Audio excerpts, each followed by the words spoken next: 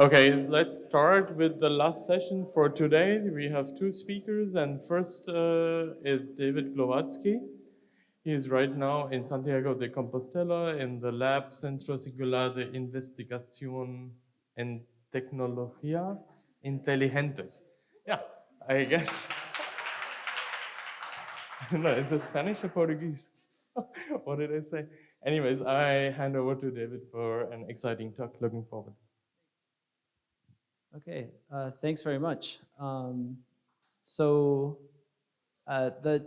title, I presented some of this work at Insight a couple of years ago, but we've done some new stuff since then. And today I'm going to focus a little bit more on the mechanism of why I think this stuff works. So the title is Group VR Can Produce Ego Attenuation and Connectedness Comparable to Psychedelics.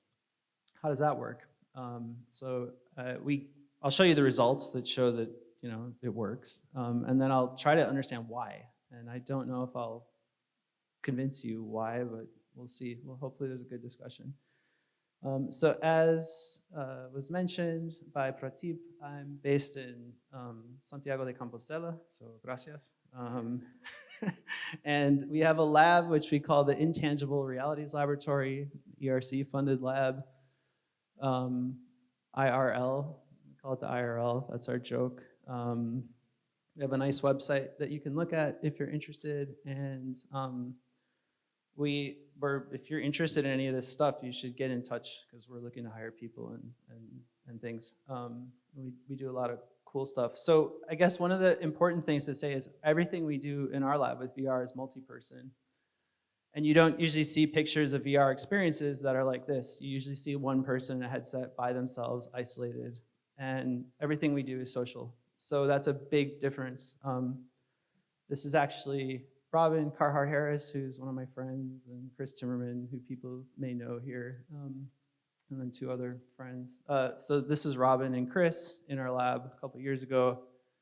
This was when I first met Robin, and I put him and Chris in VR and showed them LSD bound to the human HT2B, human serotonin receptor. So this is all software we wrote in the lab.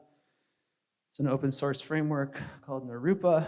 And what Robin and Chris are doing is they're going into the cell membrane and they're actually looking at the protein crystal structure of the HT1B human serotonin receptor. And I told Robin, stick your face in front of the LSD. That's Robin right there. So I said, expand it. And so there's Robin sticking his face in front of the LSD molecule. He was delighted because he'd never been able to see LSD bound to the receptor in all this kind of detail. And so I guess my PhD is originally in computational quantum mechanics. So a lot of what we do is like hardcore molecular physics stuff. But recently we've started getting interested in perception. And what we found was when we adapted these VR frameworks to other classes of perceptual experience, we were getting these crazy results. And so we published these two papers. This was published at a big human-computer interaction conference in 2019. We developed a multi-person VR experience, which we called Isness, as a sort of nod to Aldous Huxley, who talked about the isness of the psychedelic experience. And we showed that we were able to get scores on crucial psychedelic psychometrics that were statistically indistinguishable from the moderate dose psilocybin experiments of the sort that Matt Johnson and co work on. And so this paper got a lot of attention. It it's a big human-computer interaction conference, a bunch of computer scientists, and it got the best paper award. So it generated a lot of interest, which was cool. And then we followed up with another paper that was published last summer, which also got some attention. So the difference between these two papers was that this was co-located multi-person VR. So this was multiple people in the same space together. And this was distributed multi-person VR. So this was people in the same virtual space together, but different physical locations. And so this got a lot of press. Joe Rogan discussed it on his podcast. And MIT Technology Review wrote this article, which I did not say this. I did not say VR is good as psychedelics at helping people reach transcendence, but that's journalism. And I would not claim this. And when this article came out, like, I mean, if you work as a researcher in the psychedelics field, you know, you get just like batshit crazy emails on a regular basis, right? So I started getting emails in my inbox that were just, I just had to put some of them because they were gold, right? I mean, someone give these geniuses a few mushrooms so they actually know what they're talking about. This Glowacki guy is either a delusional idiot or a dollar store con artist. Obviously, the authors of this study have not engaged in personal direct comparisons. I suggest they start with a healthy dose of DMT to remove any doubt. They've clearly never had psychedelics. Have you ever personally taken psilocybin or LSD? Hi there, just watched your simulated trip. I know everyone's different, but this is just so far from the real thing. Nothing personal, but it's an insult to the real deal. So anyway, little did they know, I have consumed copious amounts of psychedelics over the years. Which is why I do not claim, I didn't say this to the journalists, but this is what journalists do. They take your words and they twist them and they sell headlines. And it was very effective at that. So I just put this because like, wow, there's a lot of hatred out there. And there's skepticism, but I'm gonna talk to you about that. So the first thing I wanna say is the talk I'm gonna give over the next 20 minutes or whatever is about aesthetics, really. So I'm trying to understand why this works. It works. We did it once, and then we did it again, and then a group in California did it, and they got the same results, and it definitely works. It's reproducible with our software framework by other labs around the world who do it right. But why? And so a lot of what I'm going to talk about in this talk is really sort of conversations that I had over, I spent about half the year for the last couple of years down in Peru. With this amazing woman called Maria Cristina Brialoca, and she's this one, not that one, although you never know quite. And we talked a lot about aesthetics. So over 6 weeks, I took ayahuasca every other day, and I constructed this Tara. And she told me use the Aya as an art development tool. And this is radically different than how like the Gabor Mate model of psychedelics, where you take psychedelics, you close your eyes and you focus on your trauma for 6 hours, right? You drink the Aya, she says, no, go work on Tara. So visualize Tara. And so this is what happened, right? I did not paint while I was on ayahuasca because that's very hard to do. But I would visualize and then I would iterate on the off days. And this is actually me on the ayahuasca, working on the Tara with flower petals all over the floor in my little jungle hut.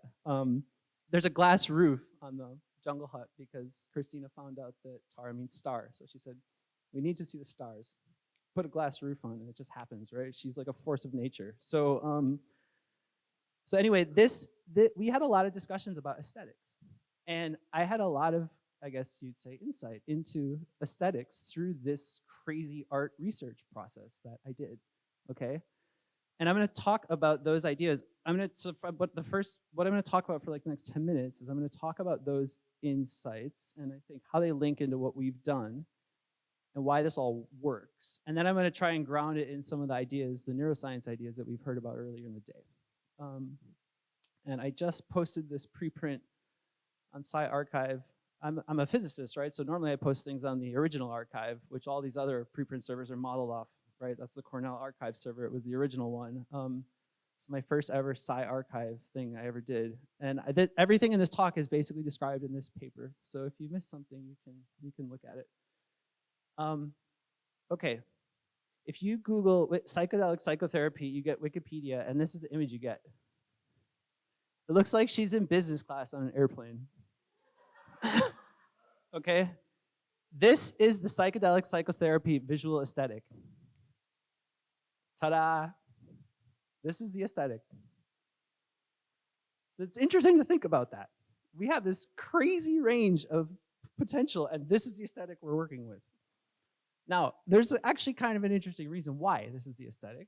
The driving theoretical idea between why this is the aesthetic is probably, no one I don't think ever says this, but I think what people think is that what you want the psychedelic to do is to activate the inner healer, or whatever you call it, right? Endogenous insight from the sort of constituent psychodynamics of the person. You want it to arise. So you don't want to tweak it in one direction. You just want it to come up naturally.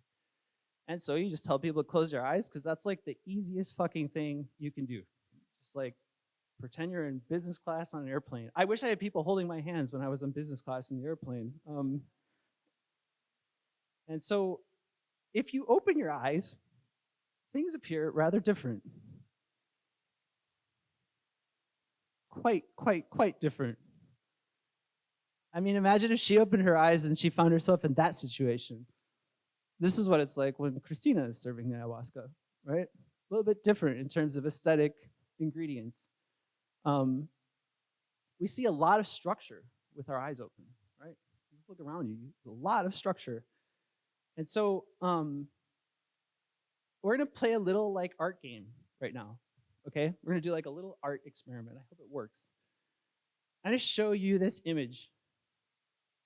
And I want you guys to tell me what you think this is. Just shout it out, just whatever. It's like a Dada art game. Exploding star. Lighthouse. What did you say? Cell. Cell, yeah. There you go. K-hole. Said with authority. Okay, good. What? Okay, that's perfect. So we're gonna stop there. What do you see now? What is that? A what? A protein structure. Cryo-EM protein structure. Hey, good job. What else? That's not what it is, but what's another interpretation of this? Just like, come on, pretend you're children. Just, huh? Owl. Okay, yeah, I can see an owl a little bit. Snowman. Some people, huh? Chess figure. Some people say a cloud. Okay, good. So in statistical physics, entropy is the number of configurations that a system can sample, right? So that's just very, entropy, this word is thrown around. But literally in StatMech, which is where the concept of entropy is best defined, it literally is like, if I have a system, it can sample a lot of conformations or a little conformations. And to calculate the entropy, you just count the number of conformations. Like you literally can do it by putting balls in containers or rolling dice or whatever. There's a whole bunch of ways you can do it. High entropy systems have many configurations. Low entropy systems have few configurations. So the aesthetic I just gave you guys, I claim is a high entropy aesthetic because you guys were just able to generate ideas of what it represents. So that's a high entropy aesthetic because you can imaginatively project a bunch of different potentials of what it was. Okay, now I'll show you what it was. This is our aesthetic. We call it the Numadelic aesthetic. It's a person. It's a person that we dissolve into energy, and then we can reconstitute back in energy using little games we play with the pass-through mode of virtual reality where you can sort of go between mixed states. But literally, it's a sort of energetic representation of a person. And so now I'm gonna talk about where this comes from, right? So I told you my background's in physics. And it turns out that we are all energy, actually, for real. And I'm not being like Deepak Chopra, like you are actually all energy, right? I say this with complete confidence and a straight face. And a lot of physicists have described this, right? So Einstein described it with this very famous equation, E equals mc squared. David Bohm was a bit more elegant. He said all matter is frozen light. And then Schrodinger has this equation. This is the time-independent version of the Schrodinger equation. I didn't put the time-dependent form, but basically the Schrodinger equation, which I'm sure everyone's heard of, is, if you put it in words, it says that everything you think of as a solid particle is actually some blurred out wave-like energy thing that wiggles. And they're not the only ones that have said this, actually. Like, it's been said in many traditions in many different ways. So Yoda famously said, luminous beings are we, not this crude matter. And so I just want to come back to one of the slides quickly, and I want to tell you a little bit about what this is. So I had a near-death experience in 2006. I fell like 30 meters while I was walking in the hills. And I was suffocating. The blood was leaking into my lungs. And I lay there for like 4 hours while the helicopter had to come. And I separated from my body laterally. And I saw my body in this form, exactly this form. as a pulsing light, where the pulsing of the light was synchronized perfectly with the cadence of my breath. So as my exhaled, it got a little bit dimmer, and as I inhaled, it got a little bit brighter. And but the amplitude envelope was going down, down, down, down, down, down, down. And the light wasn't disappearing. It was just like starting to melt into everything else. It was lovely. I was like really disappointed to wake up with tubes and catheters and things. So ready. I'm still tripping from that experience, actually. So this is a high entropy aesthetic representation. Okay, so one of the things I've been wondering is, okay, well, why did I see it that way? Well, one explanation is because we are actually energy. And like physics tells us this, Yoda told us this. And I'm gonna set the stage for moving into trying to rationalize and put this on some foundation from neuroscience, okay? And I'm gonna use two ideas from quantum mechanics that I think are really important. This word quantum is thrown around by people who are cowboys. But I actually think quantum mechanics does offer very rich conceptual territory that can be applied to other disciplines. So I'm going to take two concepts from quantum mechanics that are important to what we're doing and to transformative experience design in general. Before doing that, I just want to preface this with Feynman's famous quote that nobody really understands quantum mechanics, right? We can tell you what the equations say, but we can't tell you why it happens, right? The first property of quantum systems that's completely different from classical systems is that quantum systems, if you bring two quantum objects, two wave functions in close proximity, they mix and they dissolve the identities of the two things that were previously distinguishable into something that's indistinguishable. And this is a classic problem you have undergraduates solve in Physics 101.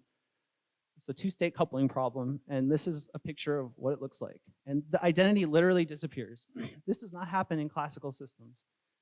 If I have two classical systems in close proximity, they retain their identity, and they can always be labeled. The labels literally get lost in this case. So this is one property of quantum systems, is that identity disappears in a mixing process. Second property of quantum systems that's important is this idea, and this is really important in the field of quantum computing. People have listened to about quantum computing, is that quantum systems are defined by their wave function, and they can collapse from a superposition state. So superposition states are states that represent sort of infinite possibility of any way that a system can manifest in space-time. So you can imagine, and the act of the crazy thing is, like one of von Neumann's things that he wrote about was that actually it's the act of observation that causes the system to collapse. So I close my eyes. High entropy, anything could be there. I open my eyes, instant manifestation of structure here, right? And so this is a really rich idea in quantum mechanics, which is that things, before being observed, can exist effectively with an infinite number of possibilities, infinite potential. And the act of observation causes them to collapse in a particular spatio-temporal instantiation. So I want to just use these two ideas to talk about aesthetics. So if we talk about energetic aesthetics or quantum aesthetics, and we compare that to material or classical aesthetics, what do we actually mean? And I'm doing this because like I'm an algorithms guy and we write software, and so we need formulas and pictures to do things. So we need to actually put this on a firm kind of footing, right? So energetic aesthetics are blurry quantum wave-like things. They're delocalized, they're diffuse, and that's distinct from material objects, which are like Newtonian billiard balls, localized and confined. When I mix, identities disappear. Here, the identities remain distinguishable. Quantum energy things have a weak structural specification. That's why you're all yelling out different things that you think it represents.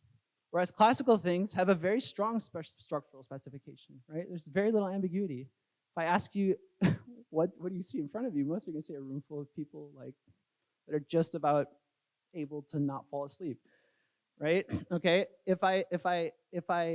quantum systems, energetic systems are, instead of being reflective, right? Classical systems are reflective. Quantum systems are luminous. They emit light instead of reflecting light. And so now I'm going to take this paradigm and I'm going to kind of draw out and put it on an axis. So now I have a kind of axis of, Tom Metzinger's in the office, he talks about this thing called the reality dial. This is kind of maybe like a reality dial, right? So here I have a very minimal representation of self, very low structural specificity, very low symbolic rigidity. Symbolic rigidity is how rigid is the symbolic potential, right? If a symbol is very rigid, then it can only signify like one thing. If a symbol is less rigid, it can symbolize a lot of other things potentially. So you see, this is like a regime of low symbolic rigidity and low structural specificity. And this, on the other hand, is a regime of very high symbolic rigidity. Symbols are very rigid and very high structural specificity. Okay, and so here's this is an operational paradigm. And so this quadrant here is weakly representational. It's dominated by ideas that are from energy, which are ultimately quantum mechanical, and it's high entropy because there's a lot of potential interpretations. This domain, on the other hand, is strongly representational. It's material. It's the kind of regime of classical physics, and it's very, very low entropy. And one of the cool things that you can do if you are in this system is you can do this. I told you that classical quantum systems, when they mix, they combine identities. So one of the things that we can do in our system, because it's grounded in this it's inspired by this kind of physics, is when people are in distributed environment across the world, they can literally overlap their physical representations. Like they literally I can be in the space and I can include these other energy bodies within myself. And it's bizarre because it creates this insane somatoaesthetic effect where you feel your brain's kinesphere says, I shouldn't be merging, I'm merged. And then you kind of relax into this space because you have this sense of boundedness, but this system can play with that illusion. And so when you compare these experiences against MEQ30, we've compared against a bunch of other metrics that you can read about, but the MEQ30 is the one that I show here because it's been used so extensively. Here's all the previous studies where MEQ30 has been applied in a psychedelics research context. And here you see Isness is what our experience is called as the gray band. Very high dose psychedelics are up here. This is like DMT and stuff.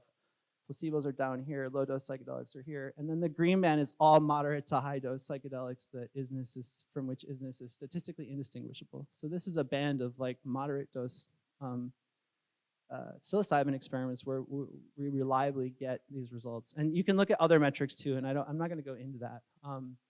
But the experience of Isness is, I'm not gonna show this whole video, but I'll just show a quick bit of it. You effectively dissolve into energy, and then you're joined by other energy bodies in your room, wherever you are. And then it's a sort of guided journey that lasts for about 40 minutes. And it's really a meditation on, if you like, the sort of intrinsic luminous quality of matter, the fact that we are actually energy. That's really what it's about. And I'm not gonna go through the video, but it's quite powerful for people. And when you look at, we've done exhaustive sort of qualitative analysis, and you see statements that are very reminiscent of things that come out of psychedelic drug trips. It's not psychedelics, but it's working on a similar phenomenological level. So now in the last part, I just want to try to put these results on a kind of neuroscience footing. So psychedelic phenomenology is powerful in part because it enables us to see things in different ways, right? Like that's one of the things that's powerful about it. We see things in different ways. And people talk about dissolved conventional spatial temporal distinctions, right? And so if you dissolve boundaries, then you have a sense of unity and connectedness. And a lot of times it's hard for people to capture this in words because obviously if I dissolve spatial temporal distinctions, I don't have language to describe that because language is a way of carving up time and space into concepts. So of course I don't have words for that, right? The whole point of words is to carve things up into concepts. And so I want to put this on slightly, I'm gonna skip forward a bit. I want to talk about just the model of predictive coding. Everyone just raise your hand if you know about predictive coding. Good, so I'm gonna just jump over this real quick because we've heard about this today in many talks that are good. And this is my very simple schematic, but the basic idea of predictive coding is there's this kind of competition between bottom-up perceptual inputs versus top-down models, right? And that what cognition is doing is it's sort of projecting models onto sensory, and so it's filtering out a lot of information. And the things that gets through the gaps is small as we grow older and older, and we have better and better models. The stuff that slips through the gates is small. Under altered states, it changes.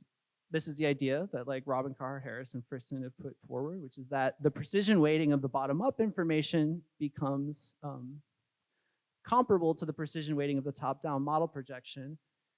And so more stuff can get through the gates. And there's a sort of unpredictability because the models aren't as solid anymore. And so Robin, when he talks about this, says that this is a high entropy scenario because there's more variability in the fluctuating sensory input versus this scenario, which is low entropy because the models are effectively determining perception.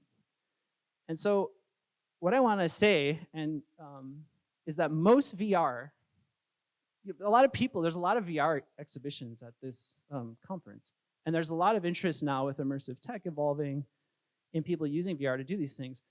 The problem with almost all VR that exists is that it's low entropy because it uses rigid symbolic representations that look like the real world, which actually reinforce top-down cognitive priors, right? And so you should all read this article by Dan Rushkoff, Most VR is Total Bullshit, because he basically frames this in a much more crass way than I have. I'm trying to give you some reasons why it's bullshit. And the reasons are actually well defined. It's because it's trying to reinforce cognitive priors. And so it doesn't have a hope in hell of giving you anything meaningful or insightful because the whole thing that's magic about a psychedelic experience is it's not like everything else, effectively, right? It's special and it's unordinary and it dissolves your pre-existing models. And so this is my kind of last thing I want to close here. I want kind of a call out for most VR is clustered in this quadrant here. High structure, almost all VR, like 99.9999% of VR content, all the Facebook metaverse crap is in this quadrant, which is high symbolic rigidity, high structural specificity. And if you look at this axis, you see there's like this huge other design space that we could be designing in, which is much more interesting, much more interesting, and almost certainly more relevant for the altered states field than what everything else is doing. And so I want to just, it's like a call out, like if you're a good developer and you want to work on this, like come talk to me. Yeah, we don't want to be in this collapsed, strongly representational domain. And so concluding, I describe a lot of this in the paper, and I actually outline some things about the other quadrants that I think are interesting. I didn't go into that here. And yeah, so most VR reaffirms cognitive priors. I hope I've convinced you we can combine ideas from sort of quantum mechanics with concepts from neuroscience to construct a paradigm for high entropy aesthetic representation. And that these kind of paradigms have the potential to elicit phenomenological effects that are comparable to psychedelic brain states. And so I want to just encourage people, like we need a quantum aesthetic. It's time, in the same way that classical physics had to like go to a quantum paradigm, aesthetic paradigms I think need to move toward. I hesitate to use the word quantum because it's so misused, but I want to call it an uncollapsed aesthetic paradigm. So that's the kind of word that I'm using. And then the last thing to say is I hate this word cyberdelic because there was a time when there was an optimism about the internet and information technology, and people talked about cyberspace. But actually, the word cyber comes from the Greek root for to control. So actually, the word cyberdelic now is really creepy. So we need to stop using this word, cyberdelic, because the time of like unrestrained optimism about the internet is like long, long gone, right? We are no longer optimists about the utopic potential of the internet. So please stop using the word cyberdelic. We're using the word numadelic. And you can read in the papers why we use the word numadelic as opposed to the word cyberdelic.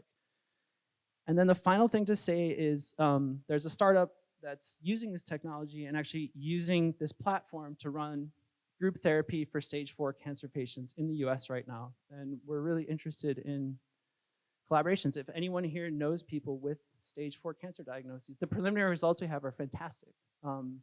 If anyone here has connections to palliative care, knows people with stage 4, we're looking for volunteers to get on the next cohorts. So let me know. And there's a website you can learn more about what they're doing. And finally, funding and thanks to ERC. The grant's not for this, but they, all kinds of weird stuff. So thank you.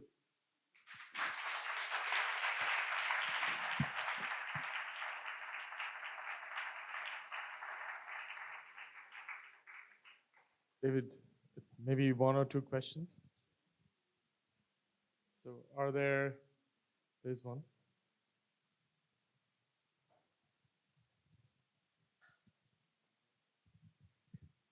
So did you try to increase like the entropy of this system with sound, like in the VR experience? And just another one, like compared to your personal experience, it's comparable to the VR experience that you are creating?